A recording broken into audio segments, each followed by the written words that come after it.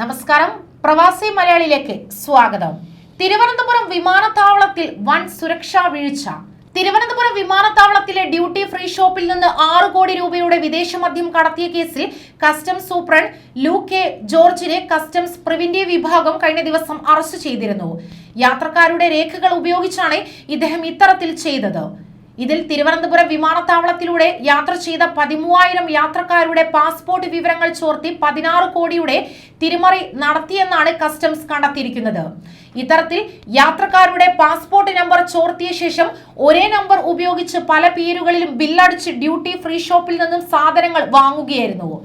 മുന്തിയ ഇനം മദ്യമാണ് പ്രധാനമായും ഇത്തരത്തിൽ വാങ്ങി കടത്തിയത്. കുട്ടികളായ യാത്രക്കാരുടെ പാസ്പോർട്ടിന്റെ പേരിലും മദ്യം കടത്തിയിരുന്നു. എന്നാൽ ഈ മദ്യത്തിൽ നല്ലൊരളവും നഗരങ്ങളിലെ ആഡംബര ഹോട്ടലുകളിലാണ് എത്തിയതെന്നാണ് ലഭ്യമാകുന്ന വിവരം. തട്ടിപ്പിന് കൂട്ടുനിന്ന കസ്റ്റംസ് ഉദ്യോഗസ്ഥരുടെ കാറുകൾ വാങ്ങിയതിന്റെ പണമടച്ചത് മലേഷ്യൻ കമ്പനിയാണെന്നും ഇതോടൊപ്പം തന്നെ കണ്ടെത്തിയിരിക്കുന്നു. മലേഷ്യൻ കമ്പനിയുടെ ഉപകമ്പനിയായ പ്ലസ് മാക്സ് ആണ് ഇവിടെ ഡ്യൂട്ടി ഫ്രീ ഷോപ്പ് നടത്തിയിരുന്നത്. കഴിഞ്ഞ ദിവസം കൊച്ചിയിൽ വിളിച്ചുവരുത്തി ചോദ്യം ചെയ്തതിനു ശേഷമാണ് കസ്റ്റംസ് സൂപ്രണ്ട് ലൂക്ക് കെ ജോർജിനെ കസ്റ്റംസ് പ്രിവന്റീവ് വിഭാഗം അറസ്റ്റ് ചെയ്തത്. കള്ളക്കടത്തിന് കൂട്ടുനിന്നതിനും അഴിമതിക്കും കുറ്റം ചുമത്തപ്പെട്ട ലൂക്കിനെ ഇന്ന് കോടതിയിൽ ഹാജരാക്കും. 2019 കൊച്ചിയിലെ കസ്റ്റംസ് പ്രിവന്റീവ് വിഭാഗം കണ്ടെത്തിയ തട്ടിപ്പിലെ അന്വേഷണം പിന്നീട് CBI ഏറ്റെടുത്തിരുന്നു. അങ്ങനെ CBI കുറ്റപത്രം സമർപ്പിച്ച കേസിലെ 1ാം പ്രതിയാണ് ലൂക്ക്.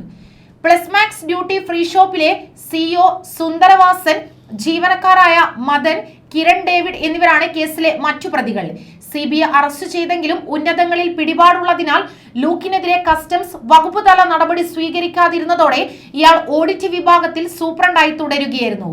കസ്റ്റംസ് പ്രിവന്റീവ് വിഭാഗത്തിൽ പുതിയ കമ്മീഷണറായി നിയമിതനായ രാജേന്ദ്രകുമാർ കർശന നിലപാട് സ്വീകരിച്ചതോടെയാണ് അറസ്റ്റിന് വഴിയൊരുങ്ങിയത്.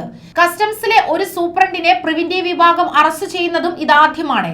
കള്ളക്കടത്തിന് കൂട്ടുനിന്ന ഫ്രാൻസിസ് എന്ന ഹവിൽദാറെ ഏതാനും മാസങ്ങൾക്ക് മുൻപ് ഇവിടെ നിന്നും പിരിച്ചുവിട്ടിരുന്നു.